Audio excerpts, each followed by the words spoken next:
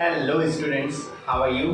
I hope you are good. So मेरा नाम है हर्षित और स्वागत है आपका मेरे यूट्यूब चैनल बायोलॉजी क्लासेस में।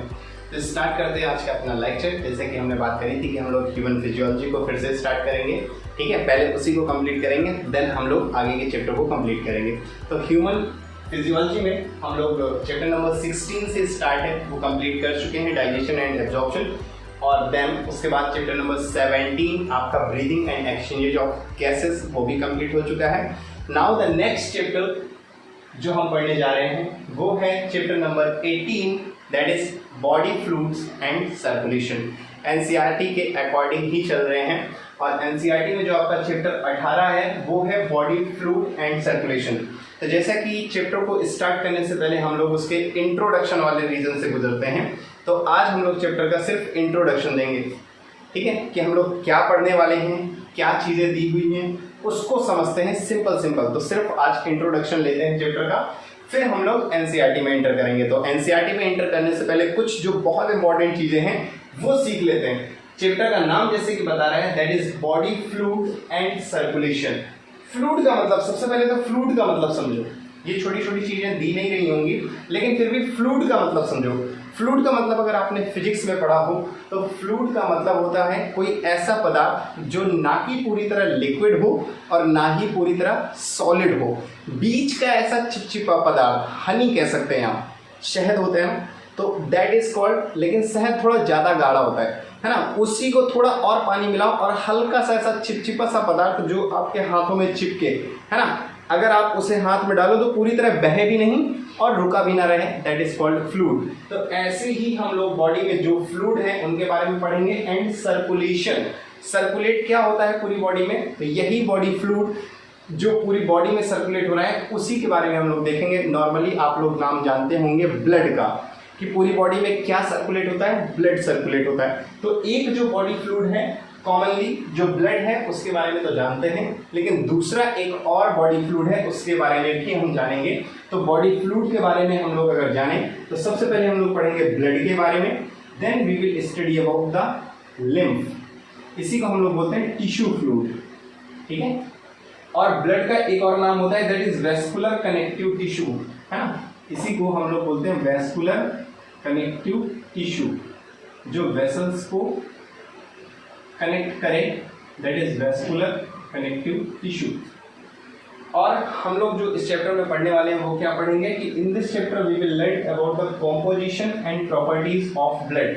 आगे हम लोग देखने वाले हैं कॉम्पोजिशन और प्रॉपर्टीज ऑफ ब्लड। ब्लड के क्या क्या कॉम्पोजिशन है, क्या नॉर्मल जो ब्लड हमें दिखाई देता है सिर्फ वही होता है, या उसमें और क्या क्या पार्ट होते हैं, उसकी क्या प्रॉपर्टी है, कैसे कोगुलेट कर जाता है, ये सारी चीज़ें। एंड लिम्फ, और लिम्फ के बारे में देखेंगे।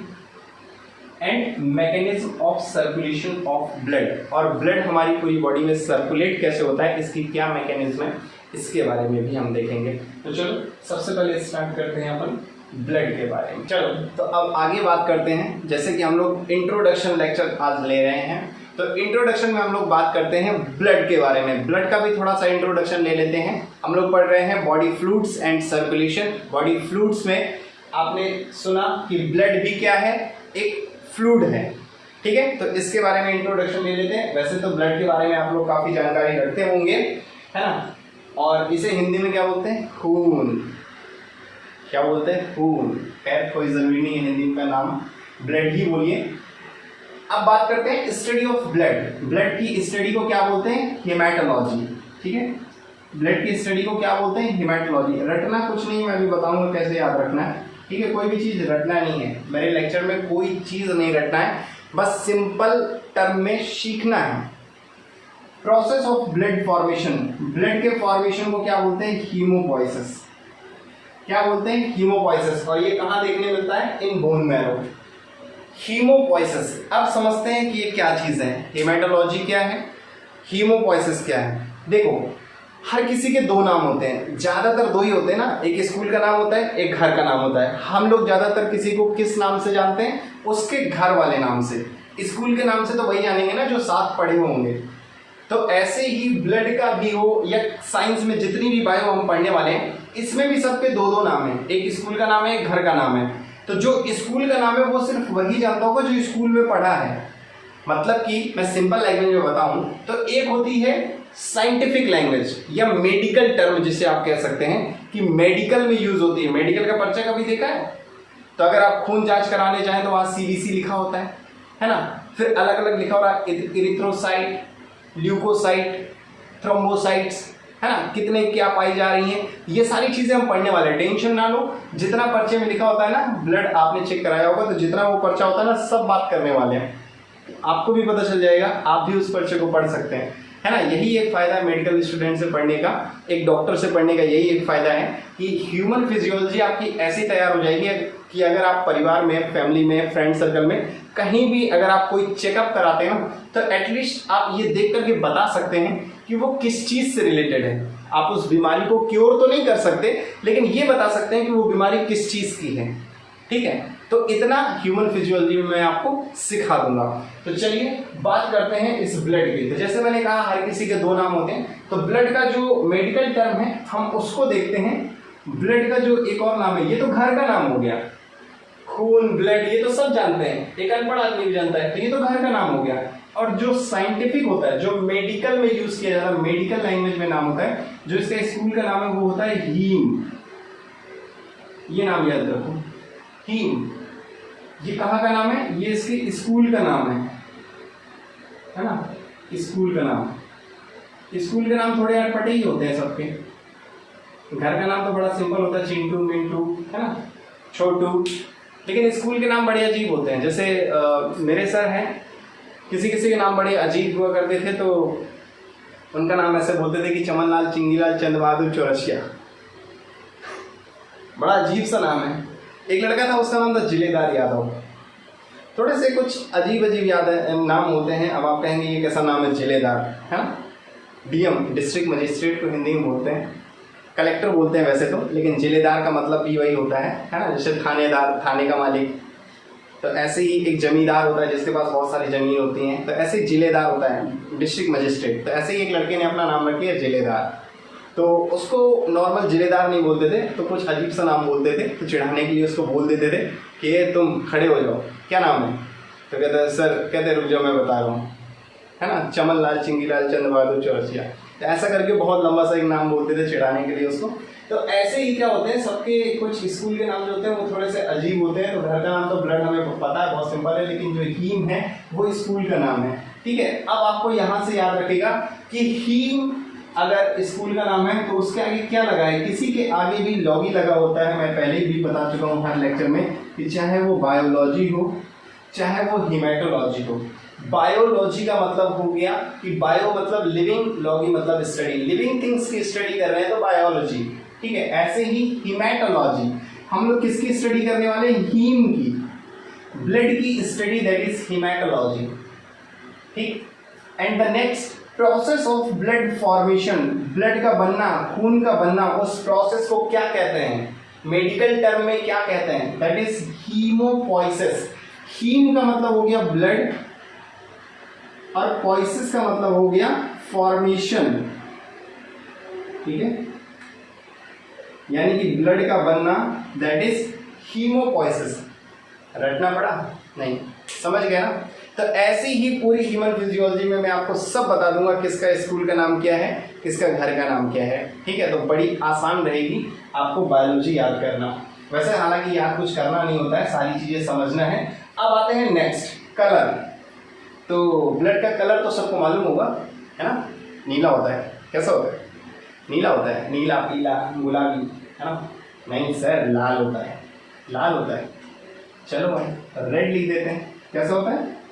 रेड होता है। सबका होता है, किसी किसी का होता है? सबका लाल होता है। यहाँ कोई भेदभाव नहीं है। इंसान है तो कलर कैसा होगा? रेड होगा। फिर पीएच, पीएच क्या होता है जानते हैं आप लोग? बस नाम सुन रखा होगा, पीएच, पीएच, इसका पीएच इतना होता है, एसिड होता है, बेस होता है, न्यूट्रल होता है, एसिड होता है, बेस होता है, बस इतना ही पता है। पीएच का मतलब पढ़ो पहले। पीएच का मतलब होता है percentage of hydrogen, percentage of hydrogen, hydrogen का कितना परसेंट है, दैट इज पीएच। तो यहाँ पर अगर हम बात करें, वैसे हालांकि पीएच में तो सिर्फ बताना यही है कि एसिडिक है या बेसिक है, ठीक है, यही बताना होता है, ये कोई पीएच का फुल फॉर्म नहीं पूछता है, लेकिन फिर भी हम लोग रटते रहते हैं पीएच इतना, तो पीएच का मतलब नहीं पता होता। तो पीएच का मतलब होता है परसेंटेज ऑफ हाइड्रोजन। और यहाँ अगर हम ब्लड का पीएच देखें तो ब्लड क्या होता है, कभी टेस्ट किया है? किया ही होगा, कभी कभी हाथ में ऐसे चाकू लग जाती है या कोई चोट लग जाती है, ऐसा मुंह में डाल लेते हैं। मुंह में डालने में कैसा महसूस होता है? खट्टा खट्टा लगता है या कोई टेस्ट नहीं आता, या थोड़ा सा मतलब खट्टा भी नहीं कह सकते हैं और टेस्ट भी होता है, कैसा होता है? हाँ सर, खट्टा तो नहीं लगता, लेकिन मतलब ऐसा नहीं है कि टेस्ट नहीं होता, टेस्ट भी होता है उसमें। तो ऐसे याद रखो, है ना, चीज़ों को रटो मत। इसका पीएच अब आप लोग रटोगे, याद करोगे, पीएच इतना होता है, पीएच इतना होता है, ब्लड का पीएच इतना, याद मत करो। ऐसे मुंह में उंगली डालिए ना, तो थोड़ा सा याद रखो कि यार 7 से नीचे है तो मतलब एसिड है, खट्टा होगा, तो खट्टा तो नहीं होता। तो अब 7 भी नहीं है, 7 का मतलब होता है न्यूट्रल, उसका कोई ना एसिड ना बेस, ना एसिडिक ना बेसिक, यानी कि कोई टेस्ट ही नहीं होता। तो ऐसा भी नहीं है ब्लड में कोई टेस्ट नहीं होता, मुंह में ऐसे डालते तो लगता तो है कि कुछ जा रहा है, तो कोई टेस्ट तो है और पूरा खट्टा भी नहीं। इसका मतलब इसका जो पीएच है वो कैसा होगा? 7 से ऊपर होगा, यानी कि खट्टा भी नहीं है, 7 भी नहीं है, तो 7 से ऊपर होगा। और 7 से ऊपर अगर आपको ऑप्शन दिख जाए तो सीधे वहां टिक कर देना, कितना? 7.4। और 7.4 7 से ऊपर है तो हम इसे क्या कह सकते हैं? बेसिक। लेकिन यहाँ पर एक टर्म क्या होता है? एल्केलाइन, तो हम इसे कह सकते हैं स्लाइटली एल्केलाइन, क्योंकि हल्का सा 7 से ऊपर है, 8-9 तो नहीं है ना, तो इसको हम लोग कह देंगे स्लाइटली एल्केलाइन।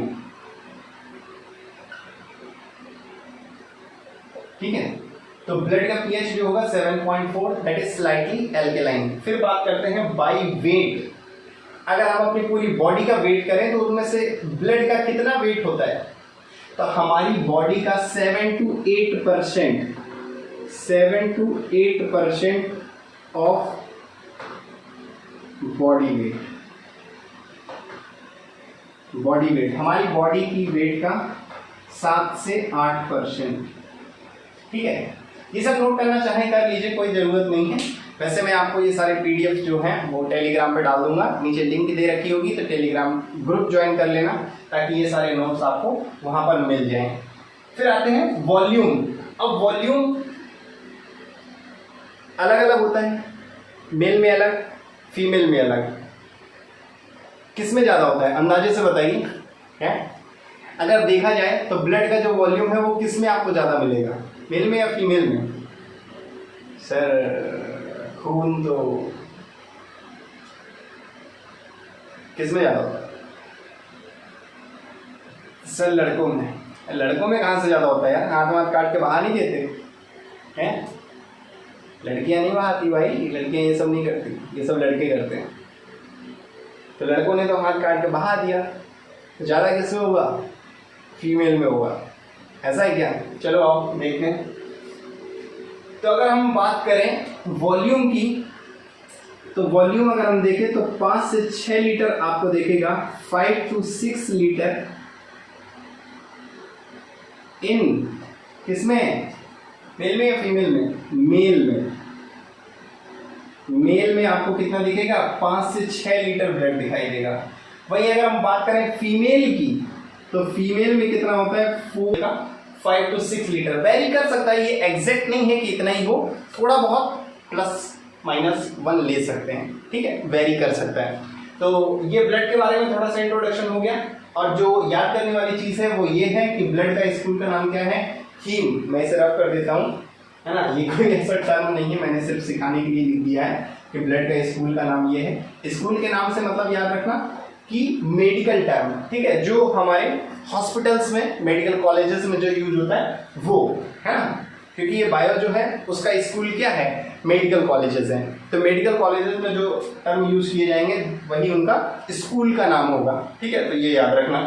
तो ये चीज़ें आई होप कि आपको समझ में आ गई होंगी। ब्लड को हीम बोलते हैं, तो study of blood that is haematology and process of blood formation that is haemopoiesis. याद आ गया? In bone marrow. ये बोन मैरो ट्रांसप्लांटेशन क्रिस 3 देखी होगी तो देखा होगा बोन मैरो ट्रांसप्लांटेशन कैसे होता है ना। हालांकि वो जो दिखाया है वैसे भी होता है और भी प्रोसीजर हैं बोन मैरो ट्रांसप्लांटेशन के, ठीक है। तो वो हमारा टॉपिक नहीं है उतना अंदर तक जाने का, लेकिन कहीं ना कहीं ये चीज आपके मन में होगी तो मैंने बता दिया है कि हाँ वैसे भी बोन मैरो ट्रांसप्लांटेशन होता है। अब इसके बाद हम लोग आगे पढ़ते हैं, आगे थोड़ा सा ब्लड के बारे में जानकारी लेते हैं। तो अगली छोटी सी एक जानकारी और ले लेते हैं ब्लड के बारे में। तो कंपोजिशन ऑफ ब्लड, ब्लड में आपको क्या क्या चीजें दिखाई देंगी। जैसे मैंने कि कहा ब्लड क्या होता है, फ्लूइड होता है। फ्लूइड में आपको दोनों चीजें दिखाई देंगी, लिक्विड पार्ट भी दिखाई देगा और सॉलिड वाला पार्ट भी दिखाई देगा। तो वही चीज मैंने यहाँ पर लिखा है कि जो लिक्विड वाला पार्ट है दैट इज मैट्रिक्स या प्लाज्मा, वो कितना होता है 55%, यानी कि ब्लड में लिक्विड वाला पार्ट ज्यादा होता है। अब इस बात से आप समझ सकते हैं कि कौन सा पार्ट ज्यादा होता है। ब्लड को कभी हाथ में गिराइए और ऐसे नीचे करिए तो बहता है ना, जल्दी से बह जाता है ना। तो जैसे ही ब्लड बह रहा है इसका मतलब क्या है, लिक्विड वाला पार्ट उसमें ज्यादा है। और दूसरा होता है दैट इज सॉलिड पार्ट, है ना। फ्लूइड है तो दोनों चीजें होंगी। सॉलिड पार्ट में होते हैं ब्लड कार्पस्कल्स, बहुत इंपॉर्टेंट है। और ये कितनी होती है 45%। ऑब्वियसली अगर 55% ये है तो बचा हुआ कितना होगा 45%। अब ब्लड कार्पस्कल्स, तो ब्लड कार्पस्कल्स क्या होते हैं ये बहुत इंपॉर्टेंट है, इसी के बारे में हमें पढ़ना है, ठीक है। इनको याद रखिएगा, तीनों को मिलाकर के हम लोग बोलते हैं ब्लड कार्पस्कल्स। और अलग अलग अगर हम बात करें तो क्या नाम सुन रखा है किसी ने कि ब्लड में क्या क्या होती है, नाम नहीं सुन रखा। मैंने कहा ना कि ह्यूमन फिजियोलॉजी को ऐसा पढ़ाना है कि किसी की भी ब्लड रिपोर्ट अगर आप देखें या कोई भी चीज़ देखें तो देख करके बता तो सकें एटलीस्ट कि किस चीज़ की रिपोर्ट है, क्या चीज़ बताया गया है ना। तो ब्लड कार्पस्कल्स ये जैसे ही आप सीबीसी कराएंगे, कभी भी देखिए पर्चे में लिखा होता है, कोई भी आपको टाइफाइड हो, मलेरिया हो, कुछ भी, डॉक्टर सीधे सीबीसी लिख देते हैं कि जाओ पहले चेक करा के आओ। आजकल तो वैसे भी प्राइवेट अगर हॉस्पिटल्स में आप जाते हैं तो सबसे पहले ब्लड खून की जांच होती है या नहीं होती है। तो वही अगर खून की जांच होगी तो खून में होता क्या है, वही ब्लड के बारे में ही तो पढ़ रहे हैं। तो खून में होता क्या है वही देखना है। तो उसके बारे में ज्यादातर जो जानकारी होती है, जो रिपोर्ट में लिखा जाता है, वो लिखा जाता है ब्लड कार्पस्कल्स के बारे में, ठीक है। प्लाज्मा वगैरह की तो अलग होती है, इसकी कोई रिपोर्ट नहीं होती, रिपोर्ट होती है ब्लड कार्पस्कल्स की।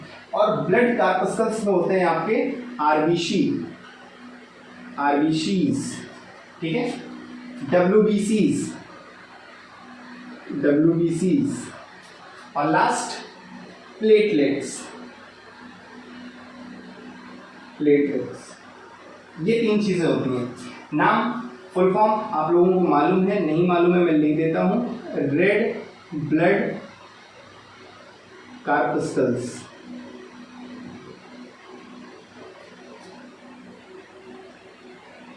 WBCs वाइट ब्लड कार्पस्कल्स, ठीक है। प्लेटलेट्स, सिंपल प्लेटलेट्स इसको यही बोलते हैं। अब ये रेड और व्हाइट कैसे नाम आया, अब इसके बारे में मैं अगर आपको बताऊं तो देखो, आरबीसी का मतलब होता है रेड ब्लड कार्पस्कल्स। हिंदी में अगर जो बच्चे यूपी बोर्ड के होंगे, जो हिंदी मीडियम से होंगे, उन्होंने नाम सुन रखा होगा लाल रुधिर कणिकाएं या श्वेत रुधिर कणिकाएं। तो दैट इज आरबीसी एंड डब्ल्यूबीसीज। तो लाल रुधिर कणिकाएं ये क्यों होती हैं लाल, और व्हाइट जो होती हैं क्या व्हाइट होती हैं, नहीं। देखो लाल जो होती हैं वो उसमें एक पिगमेंट पाया जाता है दैट इज हीमोग्लोबिन। क्या पाया जाता है, हीमोग्लोबिन। HB से डिनोट करते हैं इसे और इसका नाम होता है हीमोग्लोबिन, याद रखना। आरबीसी में जो पाया जाता है दैट इज हीमोग्लोबिन, और हीमोग्लोबिन होने की वजह से इसका रंग जो होता है, इसका जो कलर होता है वो रेड होता है। That's why it is called red blood corpuscles, लाल रुधिर कणिकाएं। एंड डब्ल्यूबीसीज में ये जो HB है वो नहीं होता, हीमोग्लोबिन नहीं पाया जाता डब्ल्यूबीसीज में, इसलिए इसका कोई कलर नहीं होता। और कोई कलर नहीं होता तो इसे हम लोग कहते हैं डब्ल्यूबीसीज, यानी कि कोई कलर नहीं होता तो उसे हम नॉर्मल वाइट कह देते हैं, है ना। हमारे घर में सिर्फ पुट्टी हुई है, कोई ऊपर से कलर नहीं कराया गया, तो हम लोग क्या कह देते हैं कि सफेद कलर का घर है, व्हाइट हाउस है ना, व्हाइट हाउस। तो वही है, यहाँ पर हीमोग्लोबिन नहीं है, रेड कलर नहीं है, कोई कलर नहीं है, इसलिए that's why it is called श्वेत रुधिर कणिकाएं। Last one is the platelets. Platelets का काउंट भी चेक किया जाता है जब हम लोग ब्लड रिपोर्ट देखते हैं या ब्लड टेस्ट कराते हैं, तो उसमें प्लेटलेट्स काउंट भी लिखा होता है। कितनी होती हैं आरबीसीज, कितनी होती हैं डब्ल्यूबीसीज, कितनी प्लेटलेट्स होती हैं, इन सब के बारे में हम लोग बात करेंगे जब हम लोग चैप्टर में इंटर करेंगे। अभी हम लोग सिर्फ इंट्रोडक्शन ले रहे हैं ऊपर से, ठीक है। तो ये सारी चीजें हमने ब्लड के बारे में पढ़ ली हैं। अब हम लोग बात करेंगे लिम्फ के बारे में या प्लाज्मा के बारे में।